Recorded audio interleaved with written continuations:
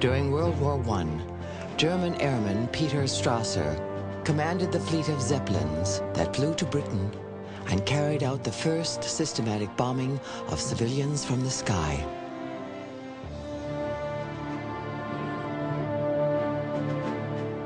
We who strike the enemy where his heart beats have been slandered as baby killers and murderers of women.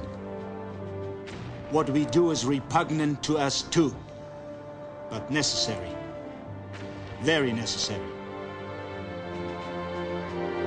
A soldier cannot function without the factory worker, the farmers, and all the other providers behind them. Nowadays, there is no such animal as a non-combatant.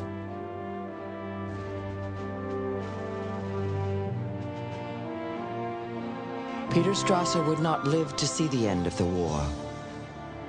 His Zeppelin would be shot out of the sky. But already in 1915, he knew a dark secret. War in the 20th century would be a new kind of war. Total war.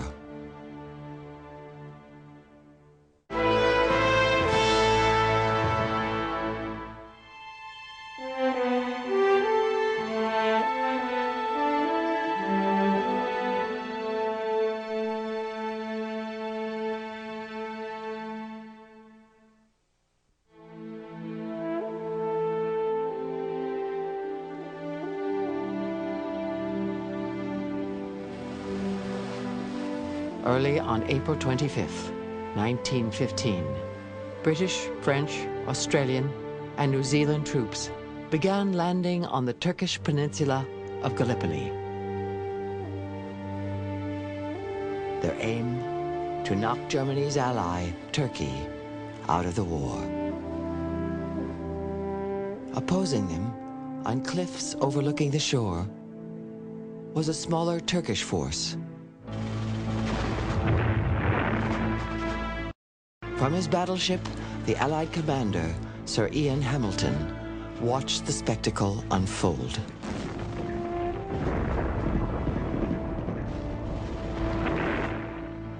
The day was just breaking over the jagged hills. The landing of the lads from the south was in full swing. We could see boatloads making for the land, swarms trying to straighten themselves out along the shore. God, one would think, cannot see them at all, or he would put a stop to this sort of panorama altogether.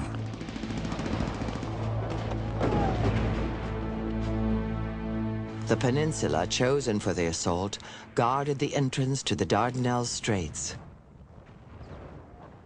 4 weeks earlier, the British Navy had failed to open up this route to the Black Sea and its ally, Russia. Now it was the Army's turn. An amphibious expedition is the most difficult operation of warfare, especially if you're sending it against something like the Gallipoli Peninsula, which must be one of the most defensible pieces of geography in the world. What you've got is a very few beaches and then high cliffs, overhanging cliffs, towering hills, an absolutely ideal place for a defending force to place itself.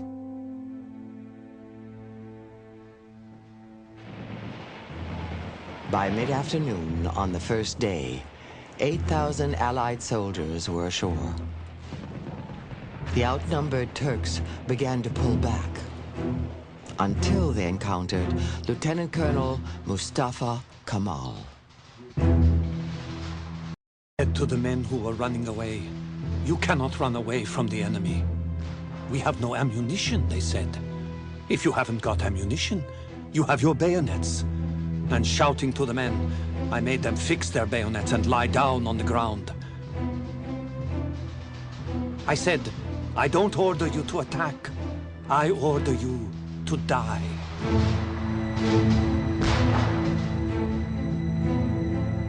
Because of Kemal, the Turkish troops stood and fought, allowing reinforcements to reach Gallipoli.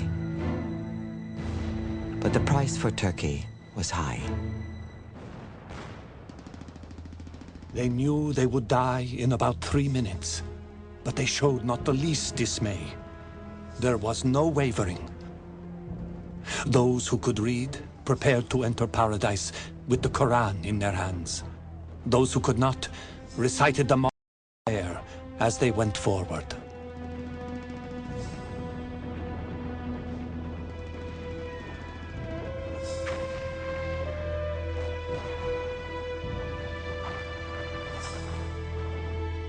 From his ship, Hamilton could do nothing but order his men to hold the narrow beaches they occupied.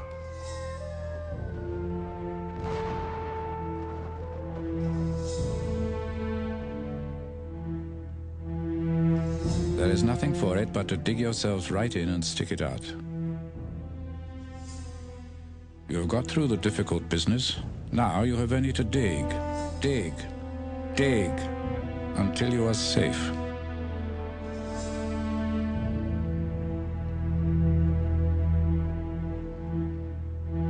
It's not really an episode in a great European war between industrial powers at all. It's the old British imperial tradition. And once it started not working, people decided, but good heavens, British prestige is at stake, that the whole Muslim world will feel that we have been humiliated.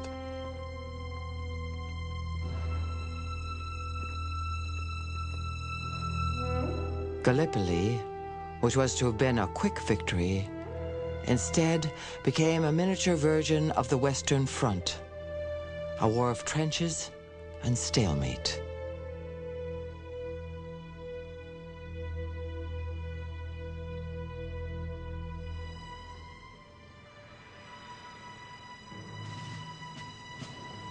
As we approach the shore, what an aspect opens up before us. Valleys and valleys, scrub-covered hillsides, men getting about, looking all the world like ants. But above all, the thing that meets, or rather hits the eye, is the number of dugouts. The whole landscape is covered with them. It looks for all the world like a mining camp. Cyril Lawrence was one of the Anzacs, Australian and New Zealand soldiers who went ashore at Gallipoli 1 month into the campaign. The trenches are totally different to what I expected. It is sure death to put your head up to look around. Even the periscope mirrors, measuring 3 inches square at most, are picked off one after the other. When the Turks charge, they usually cry, "Allah, Allah," and our boys reply, "Come on, you bastards, we'll give you Allah." And from the frequent use of this word, poor old Turk wants to know if bastard is one of our gods. At some places, the trenches were very close. They could hear the voice of each other. They could hear the Turks singing songs in the evening. They asked questions at each other. Why are you fighting? Why are you here? It's very interesting. I mean, can you imagine a war during the 8.5 months they were fighting? Thousands of soldiers were killed on both sides, and still they were not hating each other. The Turks were fighting for their homeland and for their faith. One soldier was Hassan Tem, a teacher and law student before the war.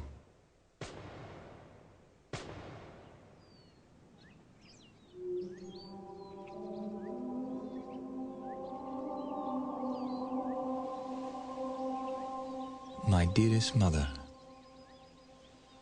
I can see a line of soldiers washing their clothes in the stream near the emerald green hillside. One soldier with a beautiful voice is saying prayers. I opened my hands, looked up at the heavens and said, God of Turks, master of the birds, the sheep, the leaves, the mountains. God, all this soldier wants is to keep this land from the British and the French. Grant me this. Please, make the bayonets of these soldiers sharp and destroy our enemies.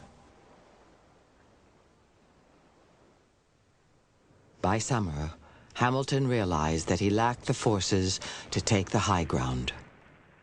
A badly planned campaign and a badly equipped army had nowhere to go. The War Office urged me to throw my brave troops yet once more against the machine guns in redoubts. To do it on the cheap. To do it without asking for the shells that give the attack a sporting chance. People slur over my appeal for the shells and yet continue to urge us on as if we were hanging back.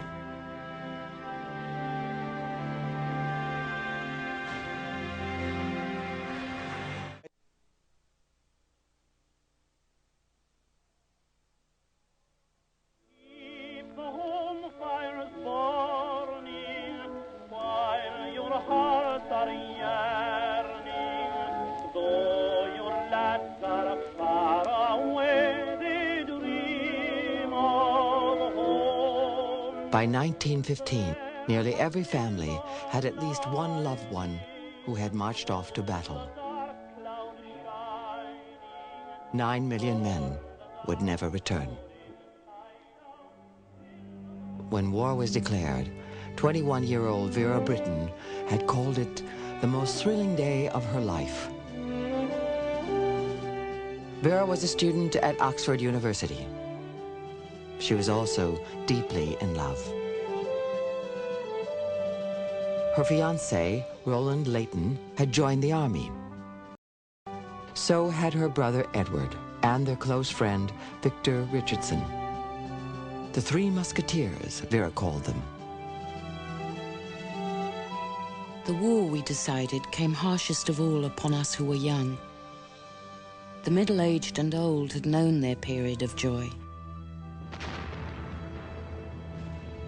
Whereas upon us, catastrophe had descended just in time to deprive us of that youthful happiness of which we had believed ourselves entitled. To this constant anxiety for Roland's life was added a new fear, that the war would come between us, putting a barrier of indescribable experience between men and the women whom they loved.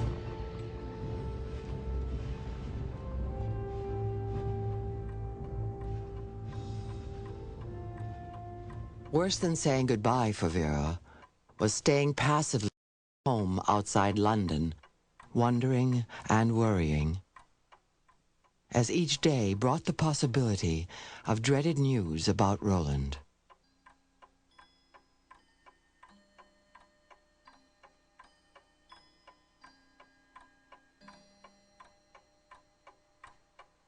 Ordinary household sounds became a torment.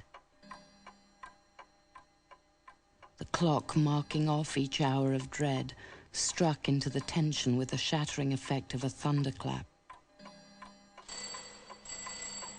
Every ring at the door suggested a telegram. Every telephone call a long-distance message giving bad news. Wanting to contribute, Vera tried knitting for soldiers, but quickly became bored. Women get all the dreariness of war, she complained, and none of its exhilaration. She decided to leave Oxford and become a nurse.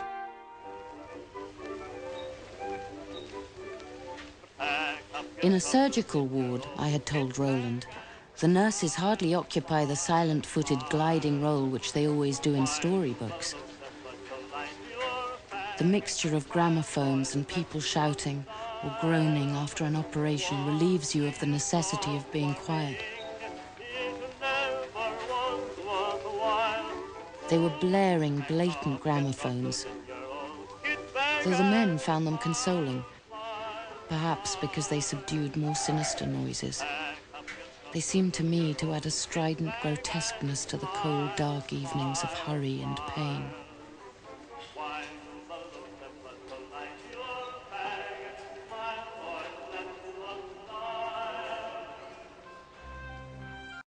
As Christmas 1915 neared, Vera Brittain received good news.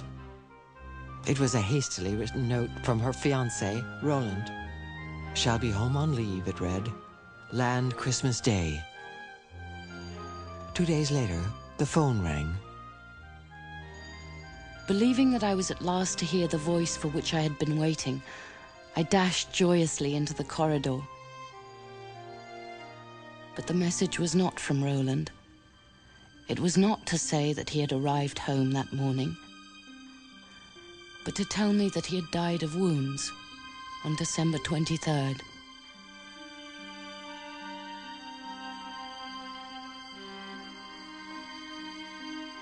Roland, I reflected bitterly, was now part of the corrupt clay into which war had transformed the fertile soil of France. He would never again know the smell of an evening in early spring. It was a bitter, grey afternoon. I wondered, however, I was going to get through the weary remainder of life. I was only at the beginning of my 20s. I might have another 40, perhaps even 50 years to live.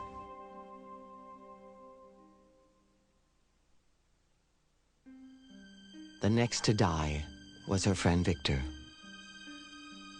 Vera clung to the hope that the last of the musketeers, her brother Edward, would survive. He was killed in the last year of the war. Edward, like Roland, had promised me that if a life existed beyond the grave, he would somehow come back and make me know of it. I'd thought that of the two, Roland, with his reckless determination, would be the more likely to trespass from the across the boundaries of the tangible. But he had sent no sign, and Edward sent none. Nor did I expect one. I knew now that death was the end, and that I was quite alone. There was no hereafter, no Easter morning, no meeting again. I walked in a darkness, a dumbness, a silence, which no beloved voice would penetrate. Vera Brittain's memoirs remain among the most moving testaments to the lost generation of the Great War. She shared her sorrows, she said, to show that war was not glamour or glory, but abysmal grief and purposeless waste.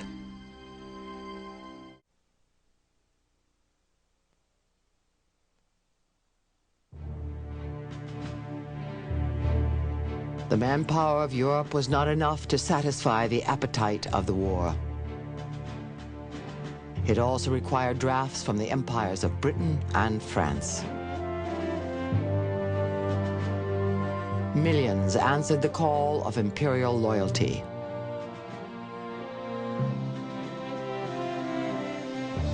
One newspaper appealed to Africans this way. The present war is a world war.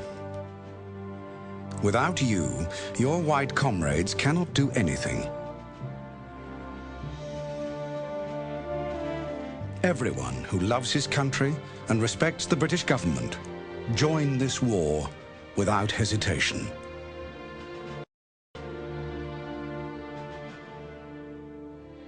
One who came forward and joined the French army was a West African, Kande Kamara. He told his story in later years. He was the son of a village chief who volunteered to prove himself a warrior. It was a decision that upset his father, who saw no reason to die for white men. Please forgive me. I'm simply doing this for our house. If I die as a man. I'll simply be buried as a man.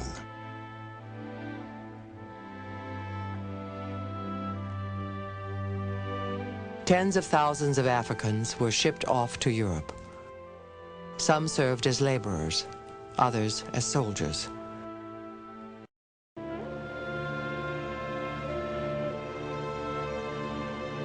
Conde Camara never forgot his passage. Confined in the lower decks of a transport ship, his 6-day voyage quickly turned from adventure to nightmare.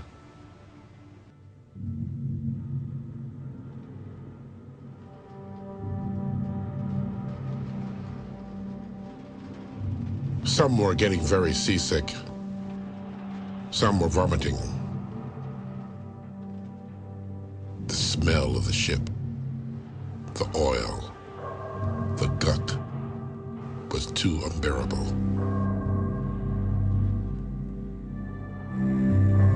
Some people didn't know where they were going, even why they were fighting.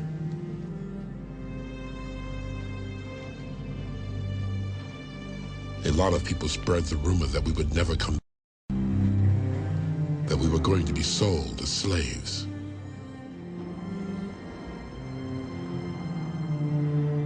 Some said, if the ship sinks, who gives a damn? Because we're all going to die anyway.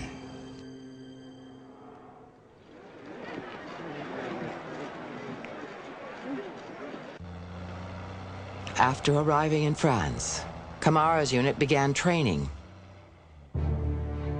As always, turning recruits into soldiers began not with fighting, but marching.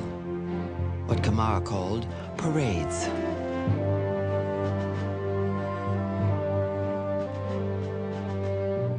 When we arrived at Bordeaux, we were sent directly for parades.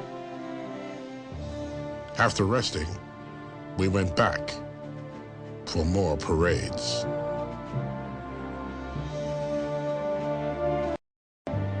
There were all kinds of nationalities.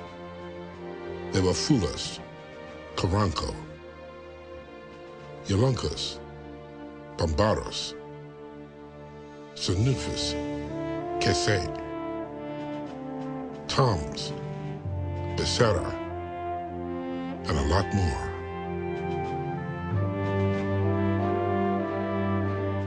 Camara was just as impressed by seeing an airplane for the first time, what he called a steamship that flies in the air. But at the front, Camara was puzzled by orders to dig what he called gutters, where soldiers hid for weeks. The fighting, which went on both day and night, seemed a strange way of waging battle.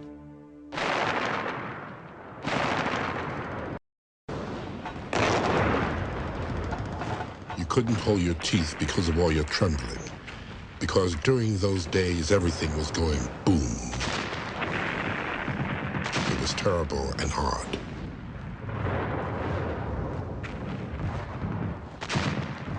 In the white man's war, you never say I'm thirsty. You never say I'm hungry.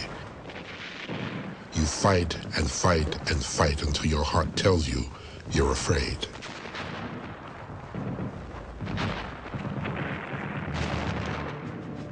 Precise casualty numbers for Africans do not exist. As many as 250,000 men were killed, wounded, or missing. But their sacrifices brought them little respect from their colonial rulers or the enemy in the opposing trenches. We were black, and we were nothing.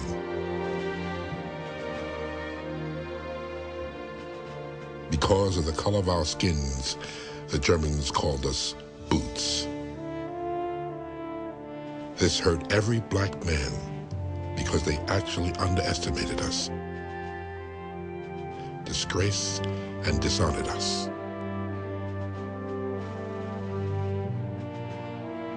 Camara survived the fighting and returned home after the war to his tribe. He had once admired the power and might of Europe. But what he found on the battlefields of France made him question what Western civilization had to offer.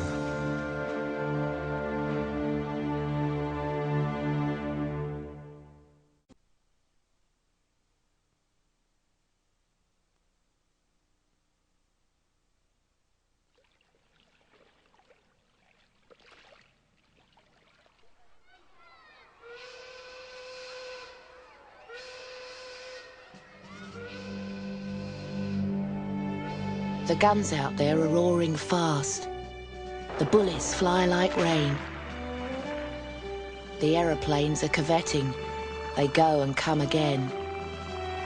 The bombs talk loud. The mines crash out. No trench their might withstands. Who helped them all to do their job? The girls with yellow hands.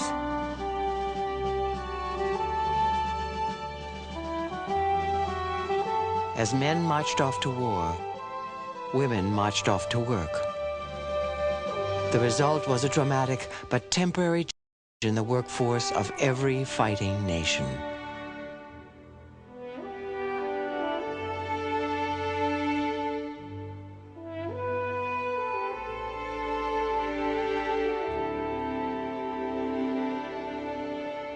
But of all the professions women entered, none was more important than shell making.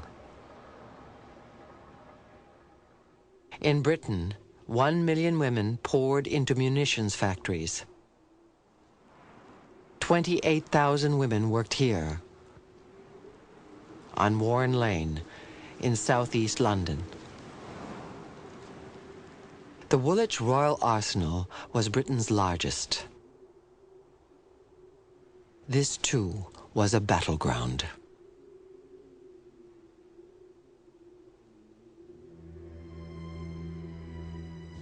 The first time you go around, you think, what an interesting place.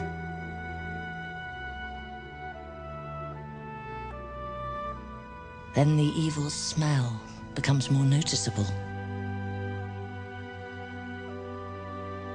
The particles of acid land on your face and make you nearly mad, feeling like pins and needles. Gabriel West knew the dangers of working in a shell factory. She first ran a factory canteen, and then shocked her father by joining the newly formed Women's Police Service.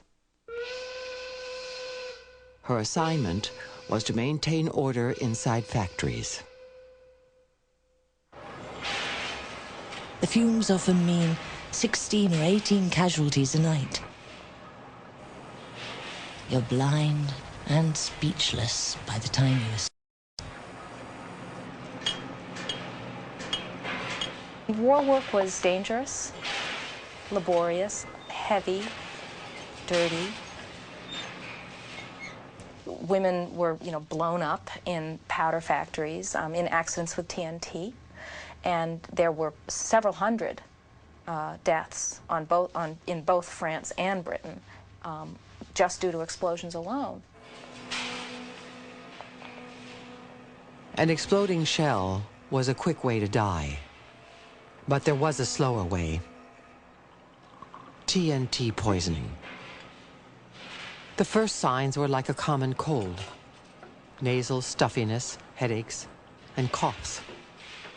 But continued exposure caused symptoms far from ordinary, as a young worker named Caroline Webb was to discover.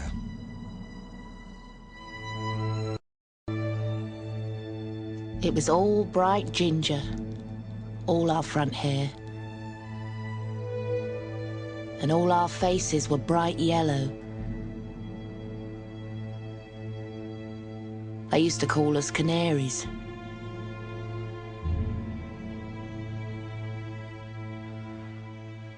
This doctor, he was looking at us girls one day and he'd say, half you girls will never have babies.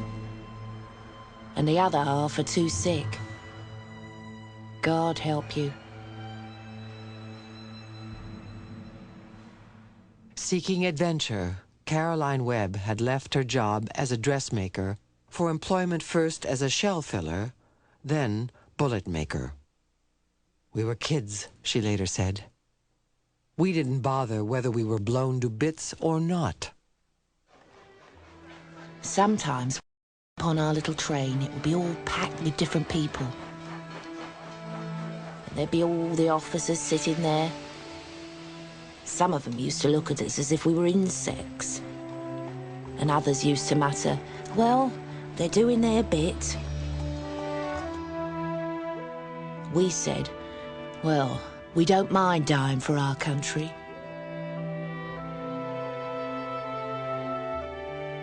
One of the things that women gained as a result of going into the war factories, aside from decent wages, was recognition, a sense that what they did mattered, and that it mattered centrally to the most important thing that was going on at that time, which was winning this war. Winning the war required mountains of shells and bullets made by women. Some hoped that the new openings created by the war would continue afterwards. But when the war ended, so did most opportunities for the girls with yellow hands.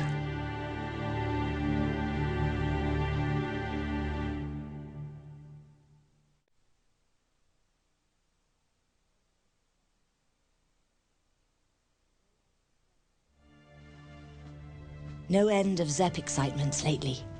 A few weeks ago, we heard distant guns in the middle of the night. We looked up, and there was the Zepp so low you could see the cars hanging underneath. My word, we did scoot.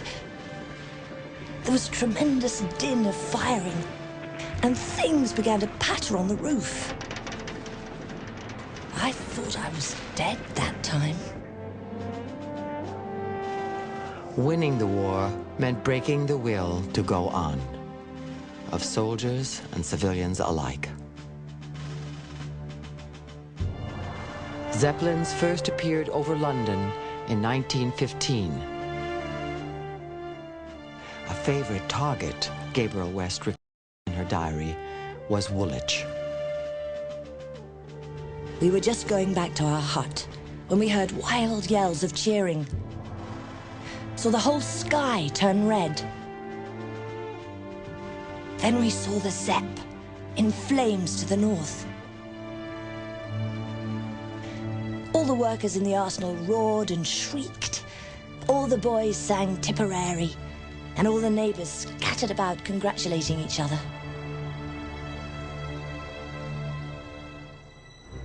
As the first Zeppelins bombed London, the rules of engagement were also changing on the battlefield.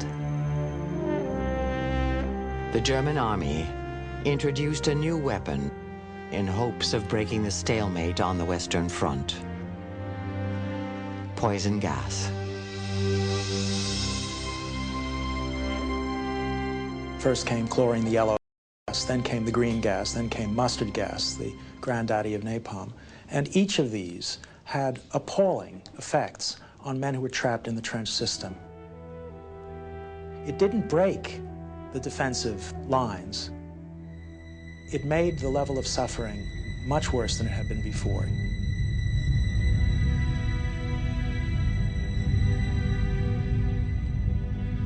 The British soldier and poet Wilfred Owen witnessed one man's death from gas poisoning. In one of his most famous poems, he captured another dimension of total war. Gas. Gas! Quick, boys.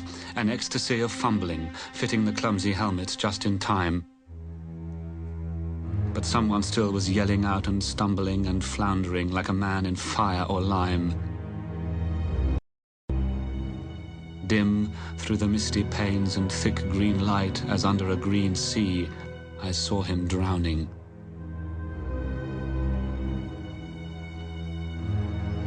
In all my dreams, before my helpless sight, he plunges at me, guttering, choking, drowning. If in some smothering dreams you too could pace behind the wagon that we flung him in, and watch the white eyes writhing in his face, his hanging face like a devil's sick of sin. If you could hear at every jolt the blood come gargling from the froth-corrupted lungs, obscene as cancer, bitter as the cud of vile, incurable sore innocent tongues. My friend, you would not tell with such high zest to children ardent for some desperate glory the old lie, dulce et decorum est, pro patria mori.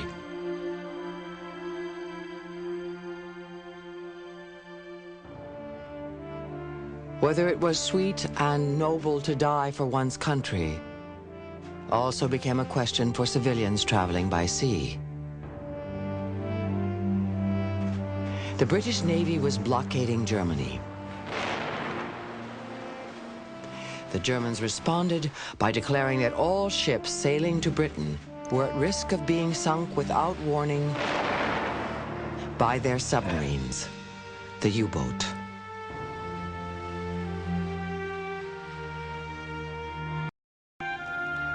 On May 1st, 1915, the Lusitania, the world's finest luxury liner, set sail from New York for Britain. On board were nearly 2,000 passengers and crew.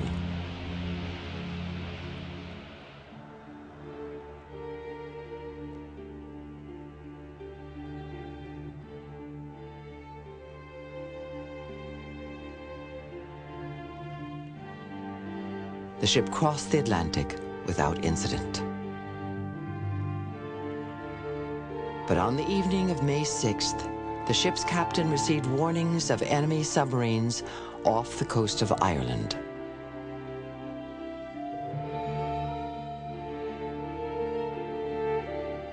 Margaret Rhondda was a first-class passenger who hailed from one of Wales' most prominent cities.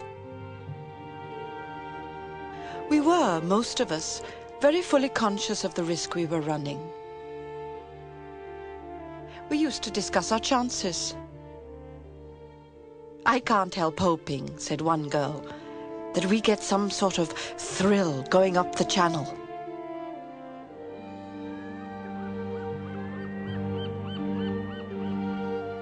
My father and I had just come out of the dining room after lunching. "I think we may stay up on deck tonight to see if we get our thrill," he said. I had no time to answer.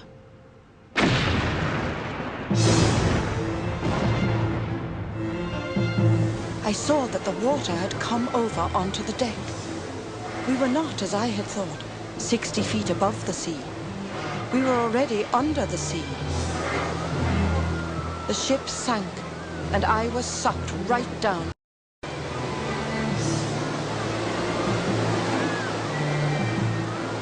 When I came to the surface, I remember looking round at the sun and pale blue sky and calm sea, and wondering whether I had reached heaven without knowing it,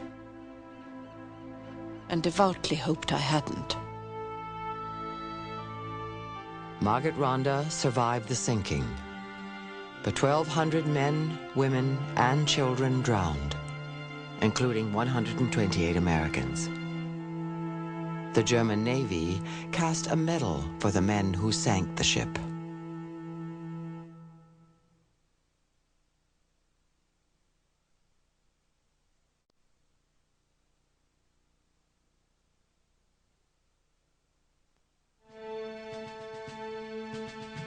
By 1915, everyone became a soldier, one way or another. Countless children were exposed to the violence of war. They fled from their homes. They feared being gassed. And they were bombed from the skies. But there was another way they became part of total war, as propaganda. the most violent images, or the most shocking images of the war propaganda aimed at the children are, you can find them in postcards, for example.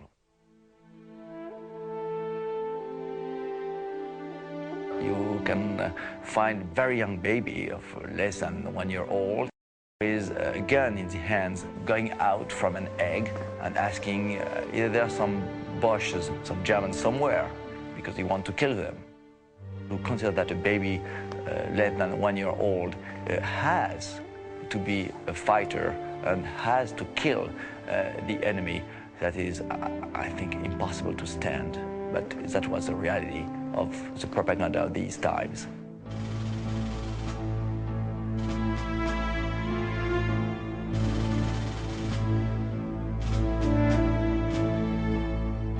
This is the house that Jack built. This is the bomb that fell on the house that Jack built. This is the HUD that dropped the bomb that fell on the house that Jack built. This is the gun that killed the HUD that dropped that fell on the house that Jack built.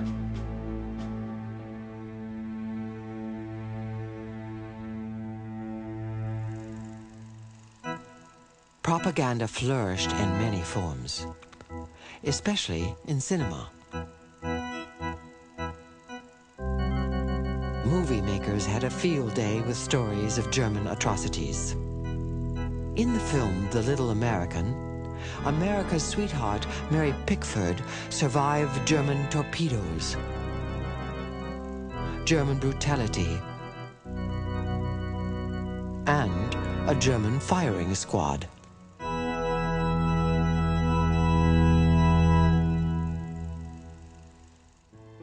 Total war demonized the enemy.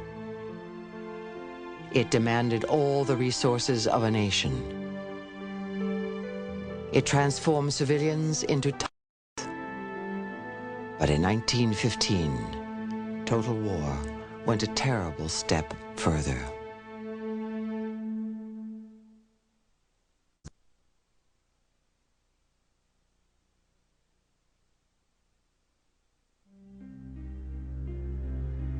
In Turkey in the year 1915, war had two faces. One was a heroic stand at Gallipoli. The other, a brutal plan of mass murder. In northeastern Turkey, hundreds of thousands of civilians were to die. The war was the excuse. Ethnic cleansing of Christian Armenians out of lands controlled by Islamic Turkey was the true intention. The presence in the northeast of the country of a thriving, cultured, and relatively wealthy community of Armenians was a difficulty to Turks before the First World War. It became a political and strategic threat when the war broke out because of the place of Armenians in the Russian Empire. However, most Armenians, 2 million of them living in the Turkish Empire, were no threat whatsoever. Only hours after the first Allied soldiers stepped onto the beaches of Gallipoli, 200 Armenian leaders were rounded up and executed. The Turks then began ridding themselves of entire communities. Men, women, and children were marched off into the desert. The Turkish government had said that the men in prison would be released and allowed to go with their families. Some were simple enough to believe this and to think that they would be allowed to settle down in some place where they would begin life all over again. Leslie Davis, the American consul in the remote eastern province of Harput, had heard rumors of crimes committed by Turkish soldiers and marauding bands.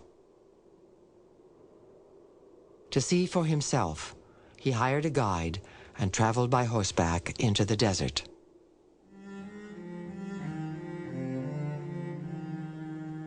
Greater misery could not be imagined. The dead and the dying are everywhere. 2 or 3 small children may be seen weeping over the dead body of their mother. Other children are lying curled upon the ground, dead or in convulsions. One sees dead bodies now in all directions and on every road. The country is one vast slaughterhouse. Davis's reports were not the only ones. Other eyewitnesses also complained of the killings. One was a young medic in the German army, Armin Wegner. Against orders, smuggling in his camera, he visited a refugee camp filled with survivors. In the last few days, I have taken numerous photographs on the penalty of death.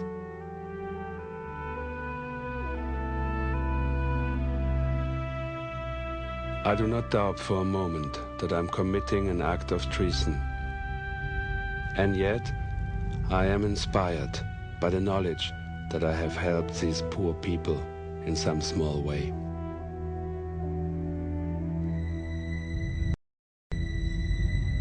What Armin Wegner captured in these photos was a visual record of the first genocide of the 20th century.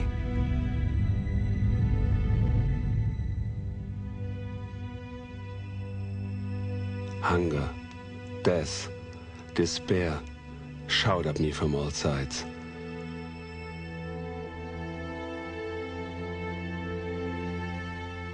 I was seized by terror and hurried out of the camp, my heart pounding.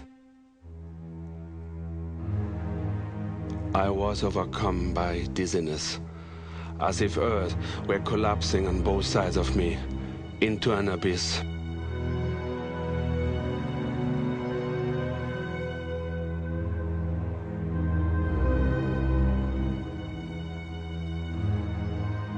In many ways, it shows that the old idea that war by other means is outdated in the 20th century. War is hatred by other means. And in this case, hatred means extermination. The First World War was the biggest war ever to date. The Second World War was bigger still. It's no accident in my mind that both of them were marked by genocide. That is the logic of the brutalization of total war. A few found a way to tell what had happened to them. One Armenian woman smuggled out a message in a shoe.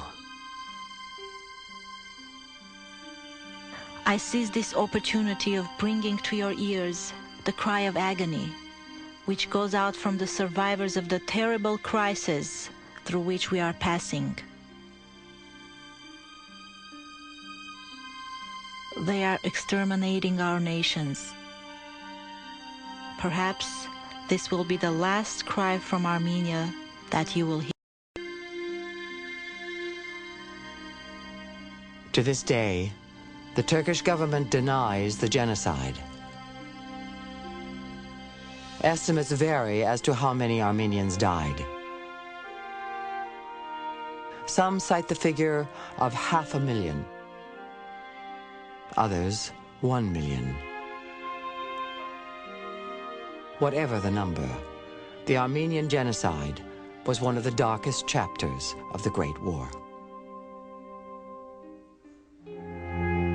In years to come, Armin Wegner would send a letter to Adolf Hitler in defense of the Jewish people.